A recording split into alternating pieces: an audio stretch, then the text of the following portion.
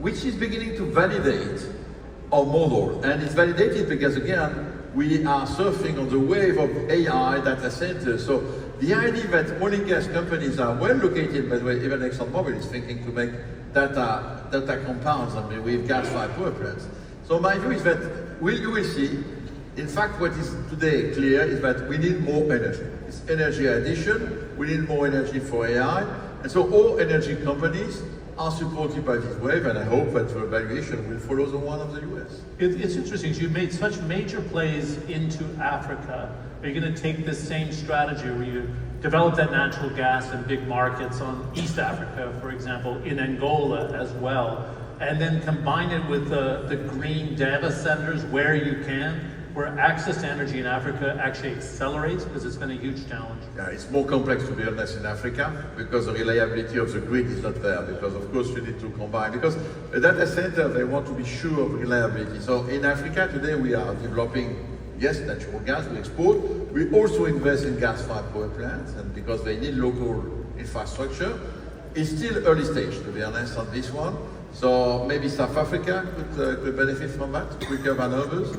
It's linked to the maturity of the market. So yes, we invest in both oil and gas and renewables in Africa, but data centers is still early stage. Speak about it. Data centers markets for us are more Europe and the US, and Brazil as well, where you can find a lot of good electricity and cheap one. There's been a lot of noise around Venezuela, as you know, as of late, right? Because of 300 billion barrels. And you're a very pragmatic, very strategic in your approach. Would that be attractive, as it's got very heavy crude, as you know? You know, it's not electricity there. We are back to crude oil. I think, as you said, it's heavy crude oil. It requires a lot of capex investments.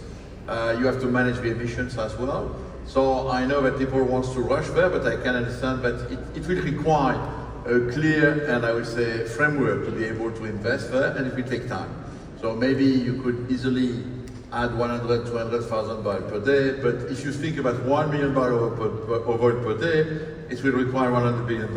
So this will have to be mobilized. You know, in our industry, we are not, it's not because you decide, but suddenly you drill and then you invest, because in Venezuela it's not only drilling, it's also upgrading. The heavy oil cannot be transported, you need diluent. So it's a complex system. Of course, you have huge resource. It was producing in the past 3 million barrels of oil per day, today it's less than 1. Yes, we can come back to 3, but it will take years. So I'm not sure, I'm not convinced it will have a direct impact on the market in 26. No, are you tempted by this opportunity? We'll look at it, we'll see. You know, we are always evaluating it, but by the way, we were part